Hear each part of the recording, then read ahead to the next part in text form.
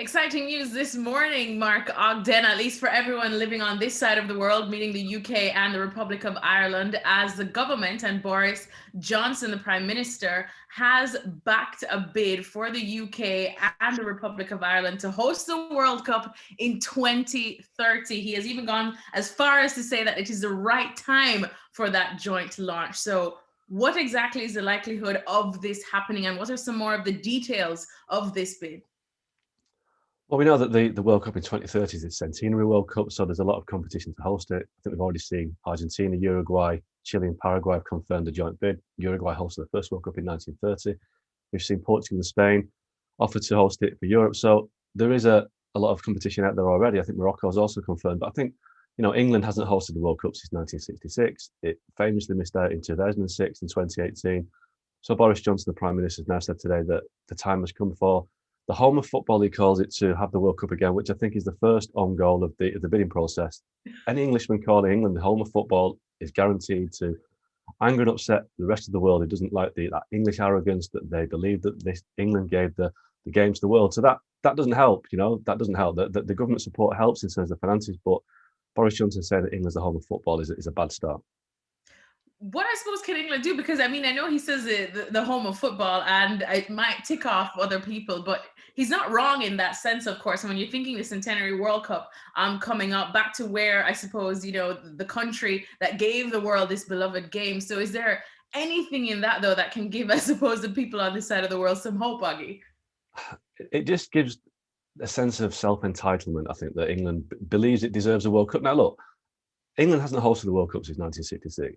It's the home of the Premier League, which is one of the most exciting, richest leagues in the world.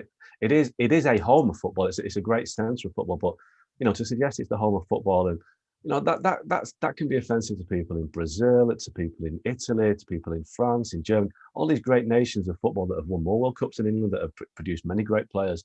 I just think it's certainly an outdated notion to suggest that England's the home of football. But listen, I think England, Wales, Scotland, Northern Ireland, Republic of Ireland would create a fantastic World Cup in terms of support, the stadiums. It'd be a very localised World Cup, great for the carbon footprint, a very small World Cup. But let's be honest, the language has to change. England has to show a bit more humility towards the world in terms of welcoming the world to this country. Let's not say that football's coming home. Let's put that to an end now.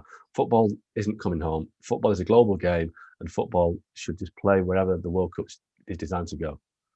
All right. Well, we have less than a decade until that World Cup, but only just, so still plenty of time before we get there and this conversation continues. But let's talk about something that is in our immediate future, and that is the Euro. What was the Euro 2020? Now it will be held in 2021, this upcoming summer. We know because of the whole coronavirus pandemic that still, I suppose, dragged on longer than we would have liked. There has been all this talk about whether the entire tournament itself could and should be held in one place, and that place being England.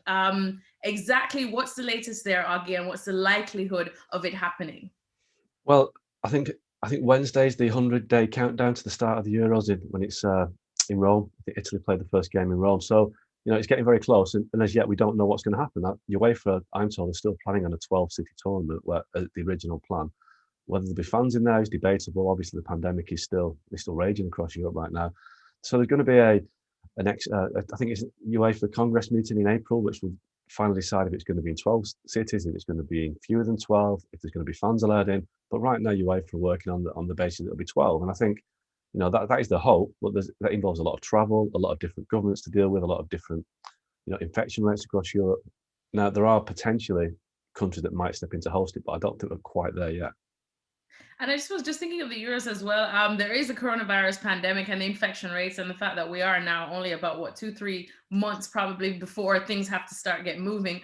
There's also the little issue of Brexit, if you want to call it that too, if it is an issue.